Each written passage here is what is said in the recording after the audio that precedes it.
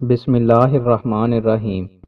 رسول اللہ صلی اللہ علیہ وآلہ وسلم نے ارشاد فرمایا، بڑے گناہوں کے بعد سب سے بڑا گناہ یہ ہے کہ کوئی شخص مر جائے اور اس پر دین یعنی کسی کا حق مالی ہو اور اس کے ادا کرنے کے لیے کچھ نہ چھوڑ جائے۔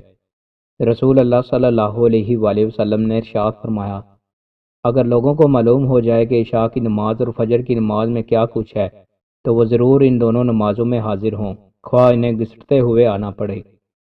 رسول اللہ صلی اللہ علیہ وآلہ وسلم نے ارشاد فرمایا، قیامت کا دن مومن کے لیے اتنا ہوگا جتنا ظہر اور عصر کے درمیان کا وقت ہے۔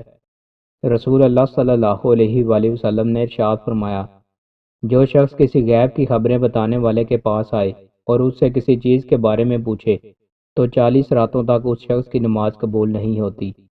رسول اللہ صلی اللہ علیہ وآلہ وسلم نے ارشاد فرمایا، جو کوئی اللہ اور آخرت کے دن پر ایمان رکھتا ہے وہ خیر کی بات کہے یا خاموش رہے، اور جو شخص اللہ اور آخرت کے دن پر ایمان رکھتا ہے وہ اپنے پڑوسی کا احترام کرے، اور جو آدمی اللہ اور آخرت کے دن پر ایمان رکھتا ہے وہ اپنے مہمان کی عزت کرے۔ رسول اللہ صلی اللہ علیہ وآلہ وسلم نے ارشاد فرمایا، کیا تم میں سے کوئی اس سے بھی عاجز ہے کہ ایک رات میں تہائی قرآن پڑھ لیا کرے؟ صحابہ نے عرض کیا کہ ایک رات میں تہائی قرآن کیسے پڑھا جا سکتا ہے؟ حضور صلی اللہ علیہ وآلہ وسلم نے ارشاد فرمایا کہ قل هو اللہ احد تہائی قرآن کے برابر ہے، تو جس نے رات میں وہی پڑھی اس نے گویا تہائی قرآن پڑھ لیا۔ رسول اللہ صلی اللہ علیہ وآلہ وسلم نے ارشاد فرمایا، جو مر گیا اور 3 چیزوں یعنی تکبر، گھمنڈ، مال غنیمت میں خیانت اور قرض سے بری رہا وہ جنت میں داخل ہوگا۔ رسول اللہ صلی اللہ علیہ وآلہ وسلم نے ارشاد فرمایا، جب بندہ اعتراف کر لیتا ہے پھر توبہ کرتا ہے تو اللہ بھی رحمت کے ساتھ اس پر رجوع فرماتا ہے۔ تہائی میں اللہ کو یاد کرنے والا شخص۔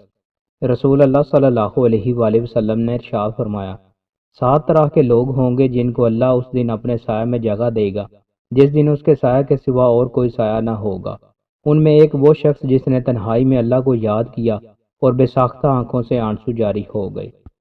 دوستوں، مزید اچھی ویڈیوز کے لیے ہمارے چینل کو سبسکرائب لازمی کریں۔ بہت شکریہ۔